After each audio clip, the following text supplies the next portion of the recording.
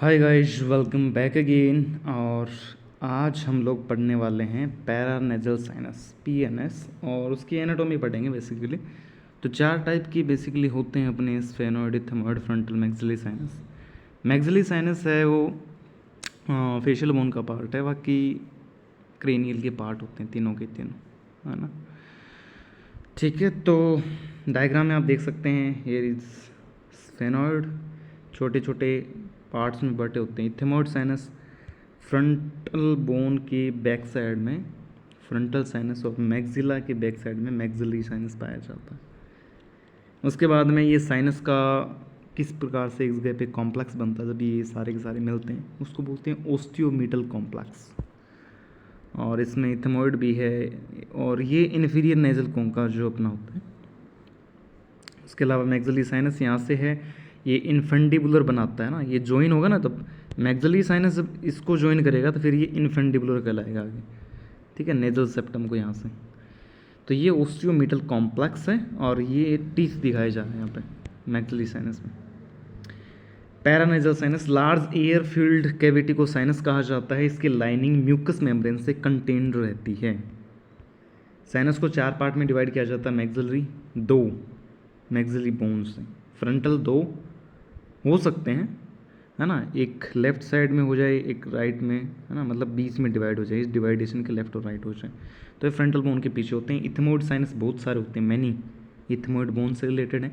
Sphenoid sinus एक भी हो सकता है, दो भी हो सकते हैं, स्फेनोइड बोन से रिलेटेड होते हैं। केवल मैक्सिलरी साइनस ही फेशियल बोन का पार्ट है, बाकी सारे क्रेनियल बोन के पार्ट्स होते हैं। पर्पस क्या है साइनस का? ये वोकल रेजोनेंस में असिस्ट करते हैं। कहने का मतलब जब अपन बोलते हैं ना तो उसमें एक अपने को रेजोनेंस सुनाई देता है नाक के द्वारा, है ना। नाक में वॉल्यूम को मतलब एकदम थोड़ी ऐसे सराउंडेड बना के बाहर निकालते हैं ना, तो ये रेजोनेंस उसी को बोलते हैं, है ना। एक तो बिल्कुल स्ट्रेट आवाज़ हो, बिल्कुल एकदम पतली उस टाइप की, और एक रेजोनेंस वाली हो, थोड़ा बेस टाइप हो जाता है उसमें फिर।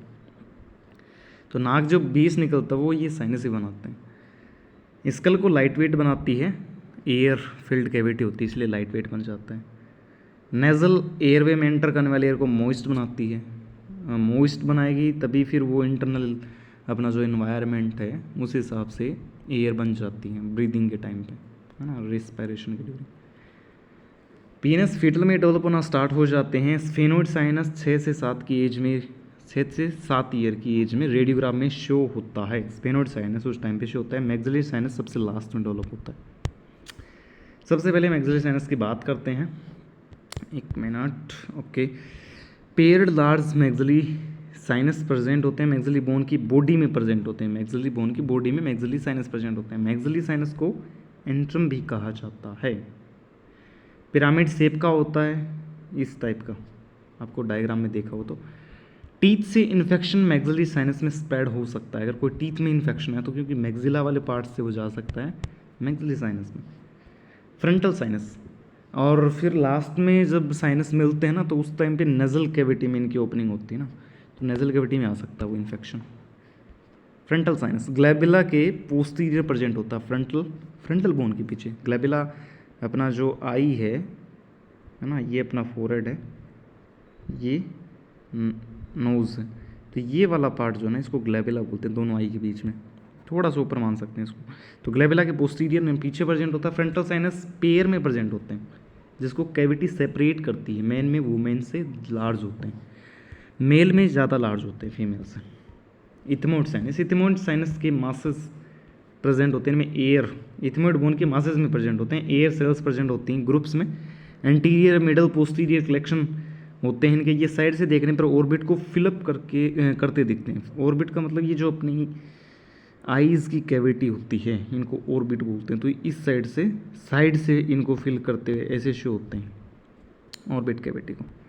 ठीक है, स्फेनोइड साइनस सेलर ट्रसिका, जहाँ पे हाइपोथैलेमस पिट्यूटरी ग्लैंड जिसमें कंटेन रहती है, सेलर ट्रसिका ऐसी स्ट्रक्चर होती है एक, है ना। यहाँ पे पिट्यूटरी ग्लैंड जो है लोकेटेड रहती है इसके अंदर। सेलर ट्रसिका वैसे बोन का पार्ट होता है स्फेनोइड बोन का, कि बिलो प्रेजेंट होता है स्फेनोइड बोन में प्रेजेंट। स्फेनोइड साइनस की बॉडी को थिन सेप्टम से डिवाइड किया जा सकता है। Sphenoid sinus base of floor of cranium, skull trauma से CSF वेबलेट स्पेनोइड साइनस में आ सकता है। क्या कहा इसने? स्पेनोइड साइनस की बॉडी वो थिन सेप्टम से डिवाइड करी जा सकती है। स्पेनोइड साइनस का बेस जो होता है ना, बेस नीचे वाला पार्ट, वो क्रेनियम का फ्लोर। अब क्रेनियम का फ्लोर कौन सा हो गया? मतलब जो माउथ की जो कैविटी होती है ना, अपर कैविटी है ना, दो कैविटी होगी, लोअर और अपर। लोअर के अंदर जैसे टंग हो गई है ना, लोअर एल्वुलर रिज हो गई, तो ये जो ऊपर वाली कैविटी ना, अपर कैविटी मैक्सिलरी वाली, उसको बोलें क्रेनियल का फ्लोर। वो क्रेनियल का फ्लोर है ना, उसमें क्रेनियम फ्लोर उससे कनेक्ट होता है, उससे अटैच होता है। तो अगर स्कल के अंदर कोई ट्रोमा हो गया तो उसके अंदर आ सकता है वो CSF या ब्लड आ सकता है, सेरेब्रोस्पाइनल फ्लूइड या फिर ब्लड आ सकता है। Osteomeatal complex frontal maxillary ethmoid sinus, इसके अंदर एक छोड़ दिया इन्होंने, स्फेनोइड है ना। ओस्टियोमेटल कॉम्प्लेक्स इन 3 से बनता है, फ्रंटल से, मैक्सिलरी से और इथेमॉइड से। ओस्टियोमेटल कॉम्प्लेक्स बनाते हैं, इनका इन्फेक्शन हो सकता है, जिसे साइनोस्टीज भी कहा जाता है। तो इनके इन्फेक्शन को, जैसे हम PNS का व्यू करते हैं ना, पैरानेजल साइनस का लेटरल व्यू, कटवेल हो गया और ओपन माउथ हो गया, तो PNS का लेटरल जो करते हैं उसमें सारे दिख जाते हैं साइनस। तो उसमें अपन बताते हैं कि क्यों करते हैं, PNS के व्यू क्यों करते हैं। तो साइनोस्टीज को एक देखने के लिए अपन लिख सकते हैं टर्म, किसको देखने के लिए? पोलिप्स हो गया, सिस्ट हो गया, उसको देखने के लिए करते हैं। इसके अलावा इसमें बताया कि लेटरल पोजीशन करते हैं, PA कॉर्डबल प्रोजेक्शन और फ्रंटल इथेमॉइड मैक्सिलरी PA के अंदर ये दिखते हैं। फिर प्राइटोकेंथियल, जिसको ट्रांस ओरल प्रोजेक्शन बोलते हैं, ओपन माउथ वाटर व्यू, इसमें सारे साइनस दिख जाते हैं। SME प्रोजेक्शन होता है सब मेंटो वर्टिकल, जिसके अंदर गर्दन को पूरा एकदम रिसेप्टर से ऐसे इस टाइप से कर दिया जाता है, इस टाइप से। तो ये वाला इसके टच में कर दिया जाता है इस टाइप से। ओके, तो ये थे पैरानेजल साइनस, छोटा सा टॉपिक है। और जब पैरानेजल साइनस की रेडियोग्राफी आती है तो उसके अंदर एनाटॉमी लिखने के काम आएगी आपको, है ना। तो ये आपको साथ में लिखना है अगर पैरानेजल साइनस में कुछ पूछा जाए तो। उम्मीद करता हूँ आपको टॉपिक समझ आया होगा, और वीडियो को लाइक करें, सब्सक्राइब करें चैनल को, ताकि सपोर्ट हुए। और थैंक्स फॉर वॉचिंग।